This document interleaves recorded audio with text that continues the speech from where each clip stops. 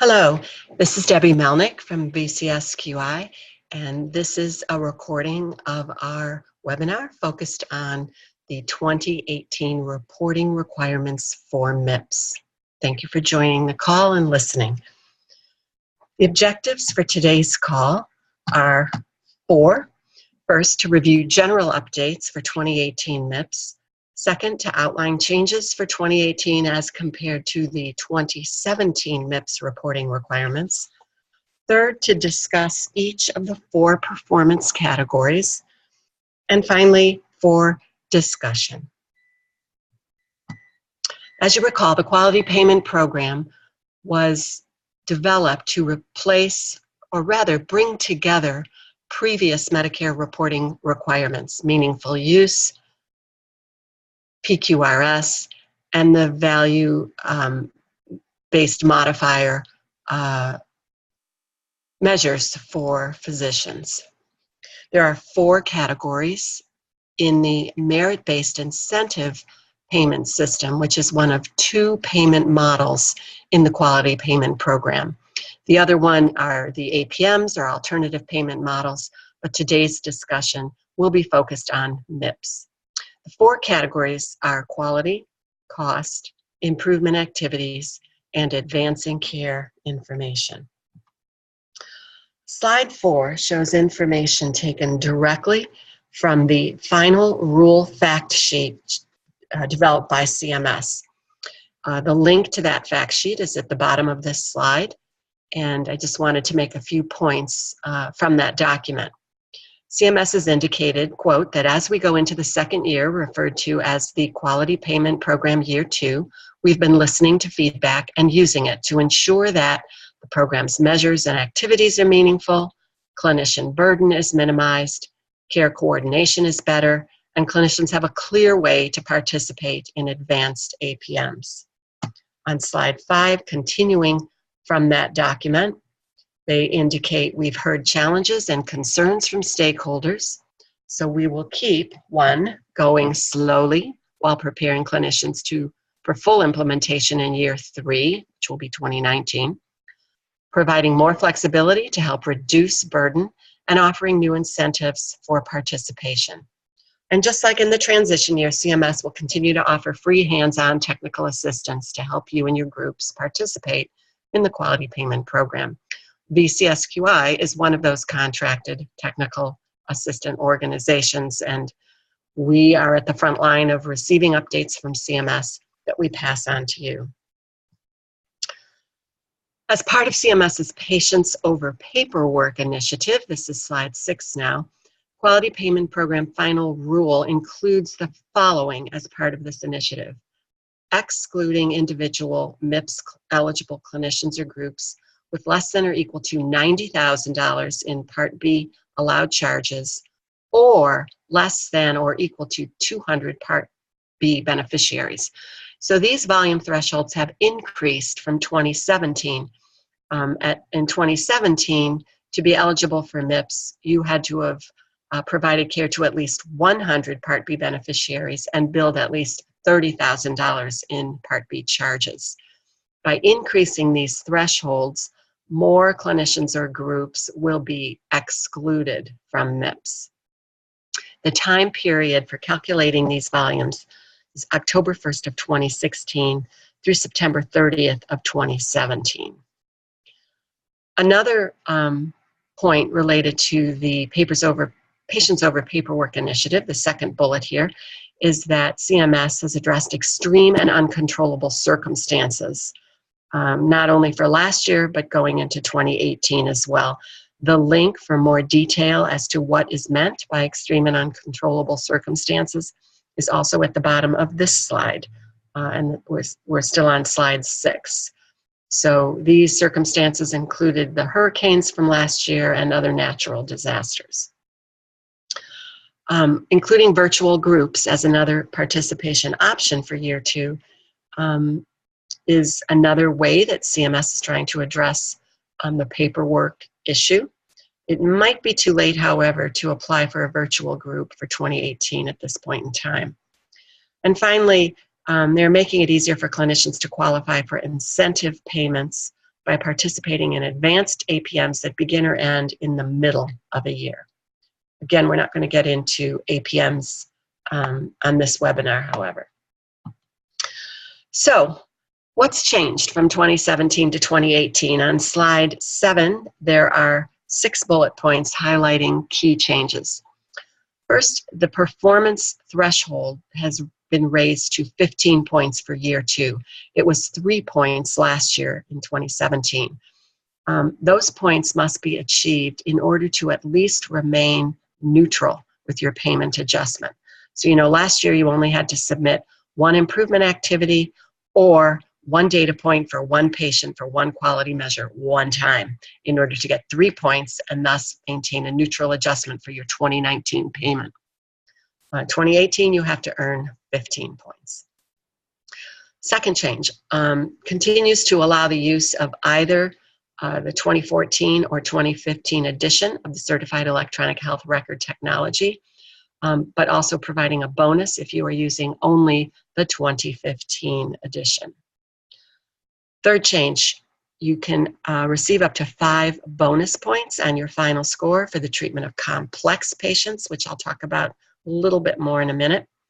Fourth, automatically weighting the quality, advancing care information and improvement activity performance categories at 0% of the final score for clinicians who were impacted by Hurricanes Irma, Harvey, and Maria, as well as other natural disasters. And again, on the previous slide, the link for more information about that is there. Fifth change is adding 5 bonus points to the final scores of small practices.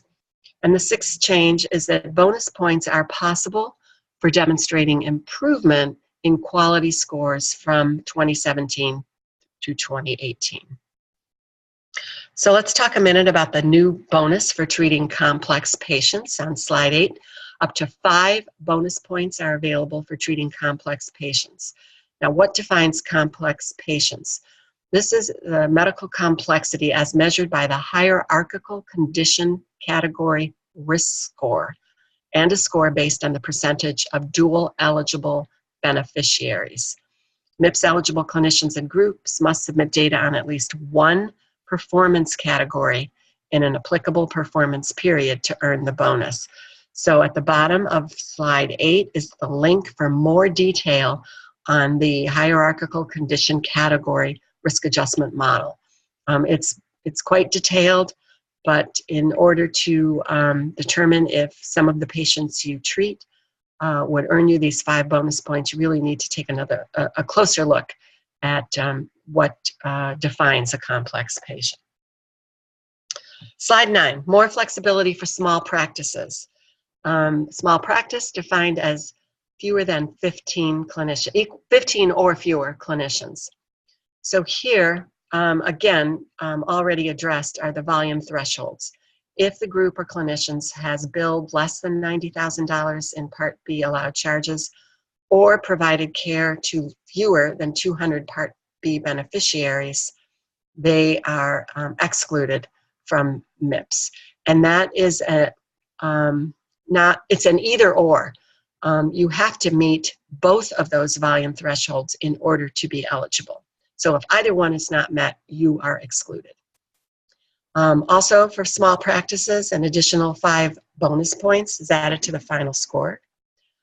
Solo practitioners and small practices can form a virtual group, although we'll have to look up a little more about whether it's still possible to join a virtual group for 2018. Small practices will continue to be awarded 3 points for measures in the quality performance category, even if not meeting the data completeness requirements. And finally, a new hardship exception for advancing care information performance category for small practices may be possible to achieve. We'll talk a little bit more about those hardship exceptions with ACI in a minute. Okay, moving on to slide 10. CMS also will continue with gradual implementation of the quality payment program. Part of this is evidenced by the now change in cost category, which was 0% in 2017, now 10% in 2018. The very fact that they have listed this under gradual implementation suggests that the cost performance category may be higher in future years. We'll talk about cost category shortly. They've also increased the performance threshold to 15 points, as mentioned before, from 3 points. Again, the fact that they've listed it under gradual implementation suggests that that performance threshold will go higher than 15 points in order to stay neutral. And they're continuing a phased-in approach to public reporting of quality payment program performance information on Physician Compare. Okay, now we're going to get to the third objective of the webinar, talking about each of the 4 performance categories. First, we'll spend some time on the quality category, which for 2018 is 50% of the MIPS total score. You'll see this is decreased from 2017 when it was 60%. The decrease happened to allocate 10% over to cost. In the quality category, you now have to submit data for 6 quality measures, one of which must be an outcome measure. And data collection must occur for full year. What is meant by full year? By full year, they mean that for each measure, 60% of the eligible patients for that measure must have data submitted. So let's take one very simplistic example. Let's say that you've selected a measure whose denominator is all patients 65 years and older.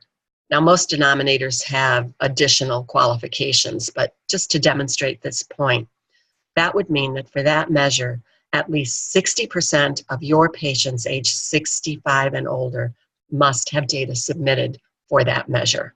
And that then would qualify as submitting a full year's worth of data for that particular measure. The fourth point I want to make is that you can still submit data for more than 6 measures. CMS will use your best 6 rates to calculate your total MIPS score, but you still will receive comparative information on the other measures you've submitted if national comparative data is available for those measures. And that might be beneficial for you as you look at other activities, other processes, other outcomes that your practice may want to make improvements upon, or perhaps select for next year's submission.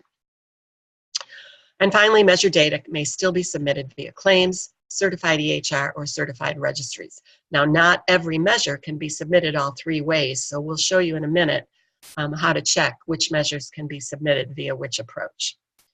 On the bottom of slide 11 is the link to the fact sheet for quality, which again includes a lot more detail on this category. Now I'd like to just show you some screenshots, and then I'm going to do this live, for how you can learn about codes when you're submitting data for measures via claims. So hopefully you recognize this landing page of the quality payment program and the drop box that shows up when you click it was a down arrow, but when you click it, it becomes an up arrow, and this blue box pops up under the MIPS highlight here. And in that blue box is the quality measures link where the red arrow is pointing. When you click on that link, on slide 3 is a screenshot of where you land. And this is the landing page for the quality measures. And you see the arrow is pointing to an area where you can hit the little drop-down arrow next to specialty measure set and determine if there are some measures available specific to your specialty. There are not measures for everyone, and even if your specialty is listed, there may or may not be a lot of measures that pertain specifically to your specialty practice. Over here you see that when you don't select a specialty measure set, there are a total of 271 measures available for selection. When you click a specialty measure set, it will sort through these 271 and bring up those that have been determined relevant to the specialty you selected. We're not going to do a specialty selection right now. I scrolled down to find a measure that was pretty generic to most specialties, and that is documentation of current medications in the medical record. When you click on the link, you see up above here is the measure prior to documentation is still underlined. When you click on that link, this box shows up with some preliminary information about the measure. It describes what the measure is, also tells you this is a high priority measure, which I'm going to refer back to in a few slides. And the data submission method acceptable for this measure is actually all three types. Some measures, claims is not an option, or registry is not an option. So you really do need to pay attention to this data submission method when you think you want to use that measure as one of your 6. What the arrow is pointing to, though, is the quality ID number, 130. This is what you're going to need to find the details for the codes necessary when you want to submit this data via a claim. So back to slide 12 for a minute. You're now going to go to this About tab up here, and when you click on that arrow, Resource Library will show up in the drop-down blue box for this section. And when you click on Resource Library, you'll be redirected to this site. It's another click for you, and be able then to work your way towards finding all of these measure specifications. I'm going to show you this live in a minute, so you'll see the steps involved. Now, the red arrow here is pointing to the link that will include Claims Registry Measure number 130, which is documentation of medications in the medical record. When you click on that, you will get yourself to a list of all the measures, and you see this one can be submitted, here's 130, via claims or registry. When you click on the claims PDF, you will get to the document. Now I'm on slide 17 that provides all the detail you'll need in order to submit this on one of your claims. You'll see that the first denominator data point is that these are for all visits for patients aged 18 years and older. There's more definition to this denominator, though. So let me show you how this looks live when you do it. Here's the Quality Payment Program website. We're going to go to MIPS. We're going to open Quality Measures. And here is where we will find a little bit of information about the quality measures. This is still reflecting 2017. 2018, we know quality is now 50%. Here's where you can pick your specialty measure set, and those that are available are listed here. When you click one, like let's say cardiology, it now shows 20 measures for cardiology, and you click outside the box and you can see the 20 measures. So the measure that I picked, that I did a screenshot for, happens to be listed here because this is a measure that crosses most specialties. So from here, I'm going to click Open, Documentation of Current Medications in the Medical Record. And you'll recall this is what I had pasted as a screenshot on the slide. Here it is, a high priority measure, data submission method. If you're looking for claims submitted measures, you must pay attention to this area when you open a measure. Quality data ID, our quality ID is 130. So that's the number you have to remember when you now go over here to About, to the Resource Library, and you see they've moved this link, so you have to go to the Resource Library here. This now takes you to another government website, and you can find all kinds of information about the Quality Payment Program. Some generic fact sheets here on the front, but then when we go to Find 2018 Resources by provider type or topic,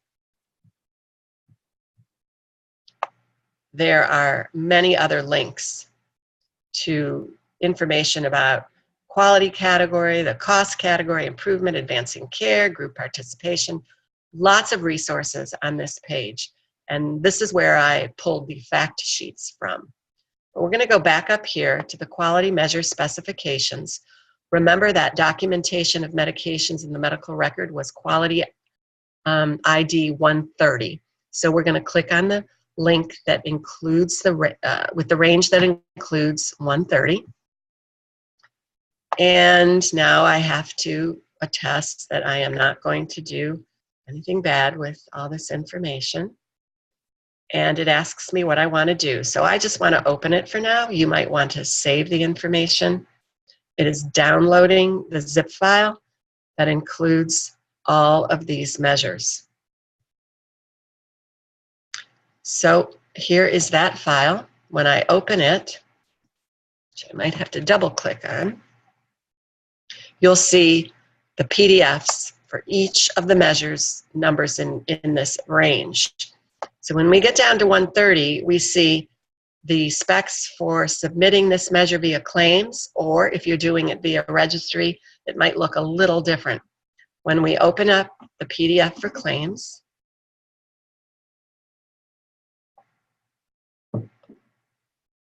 this was now the screenshot I only did the top of for the slide. But you'll see the denominator is defined not only by age, but by CPT or HCPCS codes as well. These will be important to include with these G codes on your claims for patients that you want to report this measure on. It goes on to describe the numerator. Oops, sorry about all these things popping up. Whoa. And continuing on with rationale, there is a flow chart that shows the process and the calculation. So we're going to try and create some cheat sheets that maybe simplify some of this for the more common measures and provide those to you. Okay, back to the slide deck. Next, I would just like to draw your attention to an 11-minute video. It shows you how on the QPP website, once you sign in again back here to where you attested to your improvement activities and perhaps uploaded other 2017 data, you can look at how to interpret the data that is now there for you for 2017. Just want to make a point of emphasizing, though, as it does on this video as well, this is your preliminary score. Final scores will not be posted until July. So why is that? Well, between now and July, different things might happen that change your score. CMS will be looking if you had any special status scoring considerations, like you were hospital-based, so no ACI data is acceptable, but your quality data then counted for a larger percent. They're still evaluating the all-cause readmission measure and the submission that came for that. They're looking at claims measures to be sure they included the 60-day run-out period. The CAPS for MIPS survey results aren't fully analyzed yet. The ACI hardship application status that some of you might have applied for. And finally, generating benchmarks for the quality measures that did not have a historical benchmark already. So on a call yesterday morning for technical advisors, we did hear that there's a chance that small practices scores will likely go up rather than down, and that if you're already scoring a MIPS score of 70 or more, you're probably going to remain in very good shape for that positive adjustment. Okay, on slide 19, it's just a link to the qualified registries. Again, we'd encourage you to take a look at this, particularly if your specialty, your professional organization might have a registry that you want to consider participating in. Still in the quality category, on slide 20, we see the opportunity for some bonus points. You'll get, for end-to-end reporting, you can get 1 bonus point per measure. So what is end-to-end reporting? It's for reporting your quality data directly from your EHR to a qualified registry or via the CMS web interface. So that would be 1 point for every measure you report that way. These bonus points are added to your quality performance category. You also can achieve a bonus point for submitting more than one outcome or some high priority measures. So how does this work? You know, out of the 6, you had to have selected at least one outcome measure. You'll get 1 bonus point for each measure that was a high priority measure. Remember that documentation of medications in the medical record was a high priority measure. You'll also get 2 bonus points for each additional outcome or patient experience measure. So you might want to consider that as you're determining which measures you're going to report. These bonus points are also added to the quality performance category. So one more point about your quality category. This is new for 2018, improvement scoring. You can earn up to 10 percentage points based on your rate of improvement in the quality performance category from the year before. I'll draw your attention to pages 11 through 16 of the quality fact sheet. That link was on slide 11 for much more detail about how they intend to evaluate improvement. But to even be evaluated, you first have to have submitted data for the previous year and the current year for that measure, participate fully in the quality category for the current year, and have submitted data under the same identifier for the 2 performance periods. If you've met those 3 things, then you will be evaluated for improvement. But how they calculate that improvement, again, I would direct you to the quality fact sheet to take a closer look at those details. Okay, let's move to the improvement activity category now. This remains as 15% of the total MIPS score, just as it was in 2017. And what you want to achieve here are 40 points, and you can do that 3 different ways. By selecting and attesting to 2 high-weighted activities. A highly weighted activity is worth 20 points, and I'll remind you that just participating in TCPI gives you 20 points. It is a high-weighted activity. Or you can select 4 and attest to 4 medium-weighted activities. They are weighted 10 points each. Or attest to 1 high, perhaps TCPI, and 2 medium-weighted activities. The improvement activity has to have been conducted for at least 90 days, and you need to be prepared to show evidence of that activity if CMS audits you and requests that evidence.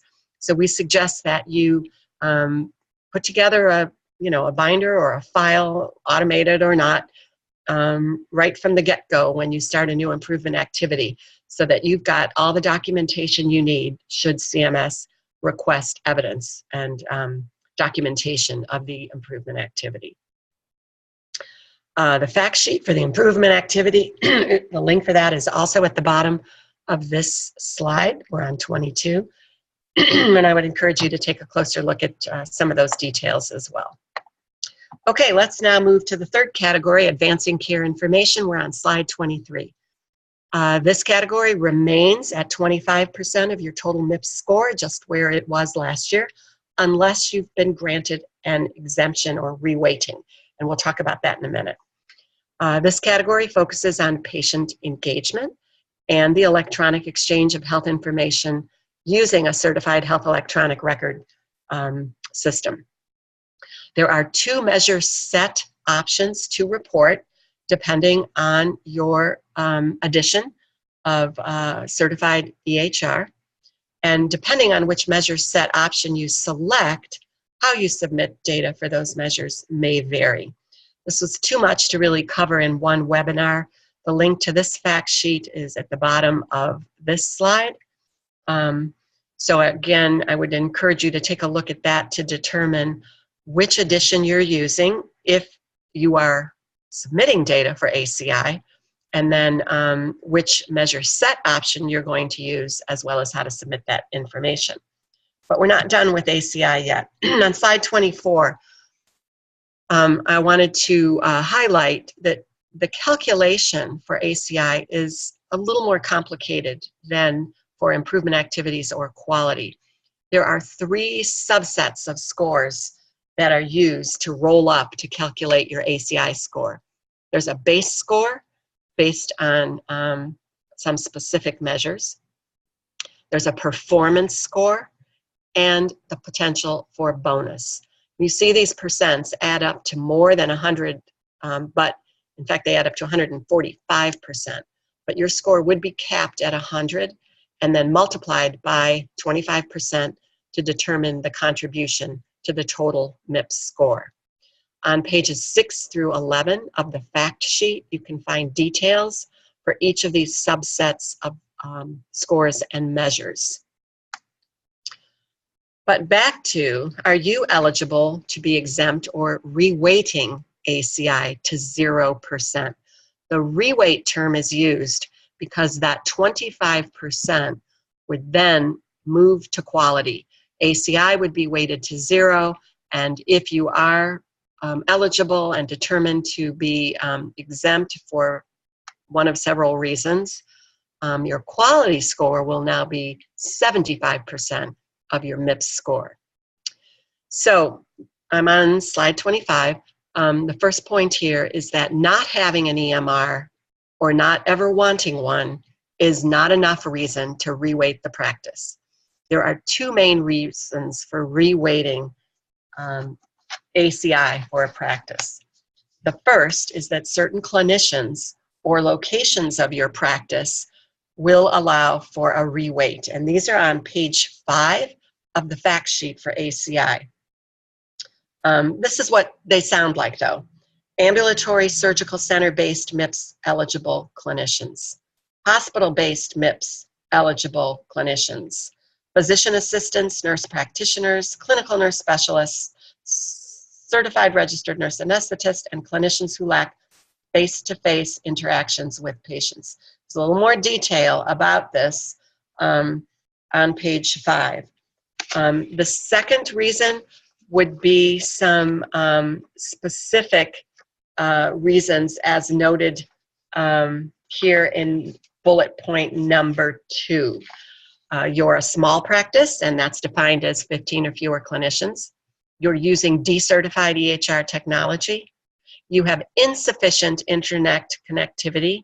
You have extreme and uncontrollable circumstances. We've talked about that before. Or you have no control over whether a certified EHR is available for you. So how do you apply for this? Well, the good news is that the deadline is December 31st of 2018, and that the application isn't yet even available, so you've not missed anything. As soon as we are informed about this process being ready, we will, of course, communicate that to all of you. Okay, the last category is cost. This is new for 2018, now comprising 10% of your total MIPS score.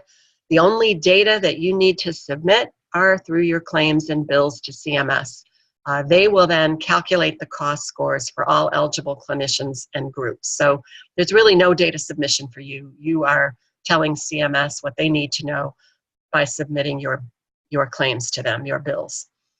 CMS indicates that measuring cost is important because the cost measures will show the resources clinicians use to care for patients and the Medicare payments for care given to a beneficiary during an episode of care. Again, the fact sheet for this cost category, the link for it is at the bottom of this slide, number 26. We would encourage you to take a look at your QR/UR reports that should have been provided to you to get a feel for what costs are already being attributed to your practice. In some cases, there may be costs that you really can't control, and you're going to want to know if this is the case for your practice and whether or not there might be some way that you can work with perhaps a hospital or other providers to get a better control of those costs that are being attributed to your practice. On slide 27, you see the two cost measures that will be used, total per capita cost and Medicare spending per beneficiary measure. These are the same two that have been used in the value-based modifier calculations of previous years. Now, details for both measures are available via the link at the bottom of the cost fact sheet. So I'm going to go back to slide 26 for a minute, open this fact sheet, because I want to show you where this is. It looks very similar to what I showed you with the other measure PDF cost details. Scrolling all the way down on this fact sheet to the last page, I'm going to click on 2018 MIPS cost measures. You'll see it opens up a zip file. Here on my screen, it's at the bottom of my left screen. Opening it up, and you now can open either of the two PDF files for the measures. So again, it takes a double click and will eventually open up the details. In this case, I opened up the Medicare spending per beneficiary. So this document will show you how they are calculating it. Again, you do not need to submit any data beyond what you're already sending them via your claims. Okay, so that covers the 4 categories. Before ending, I just want to highlight one other opportunity that we were made aware of yesterday.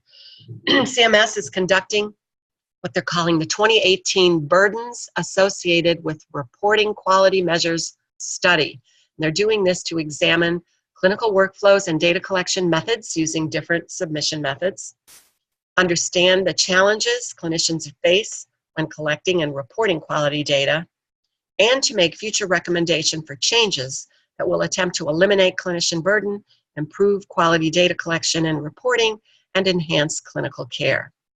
MIPS eligible clinicians and groups that participate successfully in the study will receive full credit for the 2018 Improvement Activities Performance category. So by participating in this study, you'll get 40 points right off the bat in your Improvement Activities category. The application deadline is April 30th. So a little bit more about this study, who should apply. MIPS eligible clinicians participating in MIPS either as individuals or as part of a group can apply. You do not need any outside knowledge of MIPS to participate in the study. Rather, the study team is interested in learning from you more about your experience participating in MIPS. So you first, of course, have to ensure you are eligible to participate in MIPS. And again, that NPI number has moved from where it was last year. Last year, it was on the landing page of the QPP website. This year, it's in the MIPS drop-down. So you would go here, enter your NPI number. I believe they've updated this for 2018, but you might want to check again in a couple of weeks, even if you check today for that. Okay, so back here, after you know you will still be eligible for MIPS in 2018. A couple other points about the study on slide 30. It will run from April of this year to March of 2019. You'll have to meet several following requirements in order to complete the study and receive full improvement activity credit. If you report as a group, your entire group will receive the credit. If you report as an individual, only that clinician will receive the 40 points. So what do you have to do? You'll have to complete a survey about your participation in 2017. That survey will be occurring this spring. You'll have to complete another survey in the fall on your 2018 MIPS planning activities. And then you'll be potentially invited to join a virtual 90-minute focus group late fall or early winter. You'll have to also meet the minimum requirements for the MIPS quality performance category by submitting data for at least 3 measures in the MIPS quality performance category. Now that seems a little contradictory to the minimum of 6. We're going to seek clarification on that, but I believe it is because some practices may have been approved for submitting only 3 measures if there are not 6 for their specialty included in that long list of 270. And they didn't want to exclude those practices from this study. Slide 31, the data must include for the measures you're using, at least one outcome measure, and be submitted by the final reporting deadline, which for 2018 will be March 31st of 2019. Submitting the data through any one of those three methods is acceptable: claims, registry, or EHR. So if you think you want to apply, here is the application link on slide 31. You'll be notified by email of your status later this spring, and there's an email listed here if you want to go directly to them and ask for more information. You do not have to do this through VCSQI. Of course, we would love to know if you've applied and eventually what your status is. That is it for our update today. This is a dry recording without individuals actually attending, so there will be no group discussion. Please feel free to contact me directly if you have additional questions, or ask Ivan or Eddie. If we don't have the answer, we know who to contact at CMS to find the answer if there is one. So thanks again for listening. Have a good day.